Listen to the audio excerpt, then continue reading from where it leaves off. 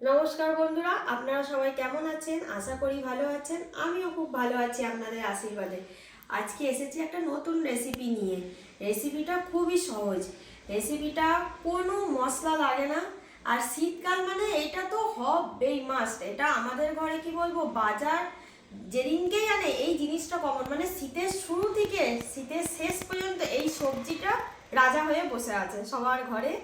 তো এইটা খেলে খুবই উপকার। যাদের রক্ত নেই তারা অনায়াসে ডাক্তার খেতে পারে। আশা করি আপনারা বুঝে গেছেন। আজকে তোমাদের দাদা গেছিল বাজারে, তা নিয়ে এসেছে বেশ অনেকটাই। তা আমি ভাবলাম তোমাদের সাথে শেয়ার করি, যেহেতু তোমরা আমার পরিবার হয়ে গেছো, তা সব কিছুই যেমন শেয়ার করি আমি এটা শেয়ার করছি। তাহলে চলো কি রেসিপি করি তোমাদেরকে দেখিয়ে দিই। আজকে কি এনেছে তোমাদের দাদা। এটা তো আমার যেমন প্রিয়, আশা করি তোমাদেরও খুব প্রিয় হবে। তাহলে চলো ঝটপট দেখে নাও কি রেসিপি করছি। তাহলে চলো শুরু করি। এই যে এটা তোমরা বুঝতে পারছো এটা কি জিনিস? হ্যাঁ, ঠিক ধরেছো, এটা পালং শাক।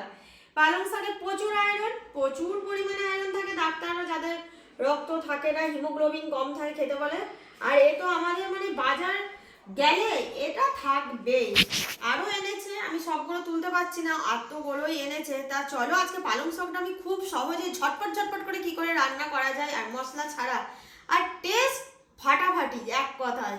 তাহলে চলো দেখে নিই।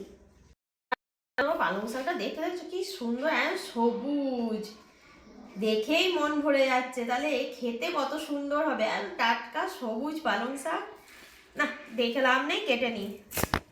গোড়াগুলোতে মাটিতে ভর্তি, একটু বড় করেই কাটি, গলে যাবে তো। সবুজ পালং শাক কি ভালো লাগে শীতকালের এই সবুজ পালং শাক দেখতে।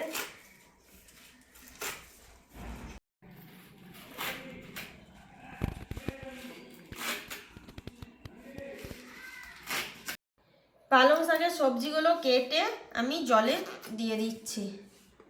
সবজিগুলো এনেছি কি সুন্দর। কুমড়োটা আমাদের দুদিন আগে ছিল, কিন্তু বাদবাকি সবজিগুলো খুব সুন্দর লাগে দেখতে। কুমড়োটা খুব সুন্দর, রংটা জল জল করছে।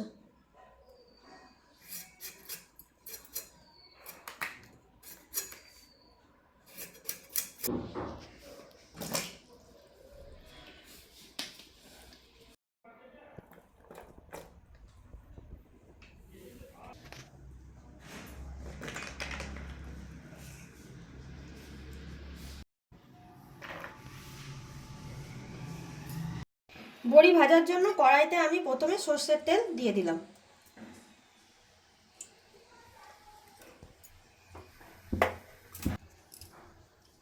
তেল গরম হয়ে গেছে, বড়িগুলো ভেজে নিচ্ছি, দিয়ে দিচ্ছি তেলের মধ্যে।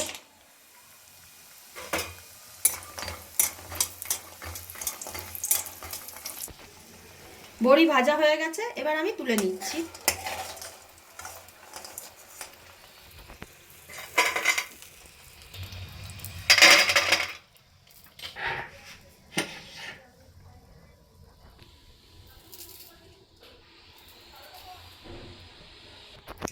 এবার 5 ফোড়ন, শুকনো লঙ্কা আর চেরা কাঁচা লঙ্কা আমি ফোড়নে দেব। 5 ফোড়ন।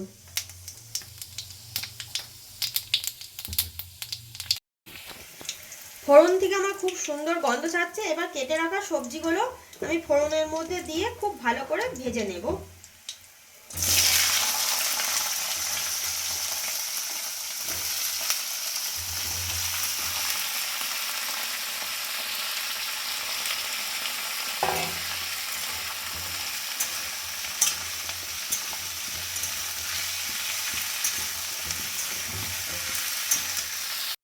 দিয়ে দিচ্ছি পরিমাণ মতো নুন, দিয়ে দিচ্ছি পরিমাণ মতো হলুদ।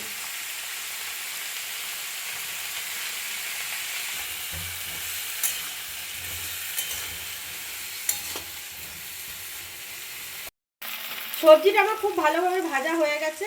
এবার কেটে রাখা শাকগুলো আমি এর সাথে মিশিয়ে দেবো।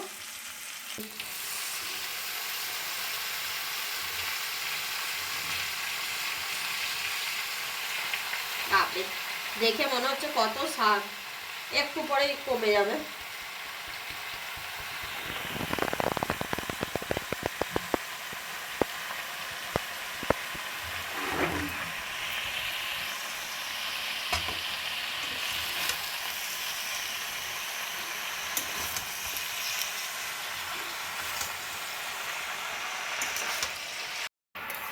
আমার খুব ভালোভাবে সবজির সাথে পালং শাকটা মেশানো হয়ে গেছে। এবার আমি এই পালং শাকটা কিছুক্ষণের জন্য ঢাকা দিয়ে দেবো। আমার পালং শাক হয়ে এসেছে, দেখতেই পাচ্ছ সাইড থেকে কত জল বেরিয়েছে। এবার এতে একটু আমি দেবো চিনি আর দেবো সামান্য পরিমাণে নুন। আমি শাক দিয়ে প্রথমে নুন দিই না, কারণ কমে যায় বলে। এবার কমে গেছে, এবার দিচ্ছি আমি সামান্য চিনি আর দেবো নুন। নুন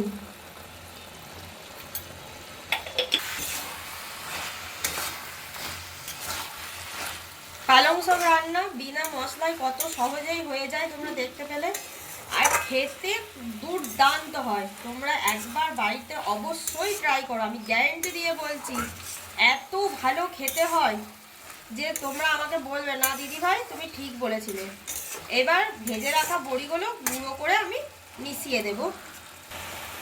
এই যে বড়ি গুঁড়ো করে নিয়েছি, এবার পালং শাকের সাথে মিশিয়ে দিচ্ছি।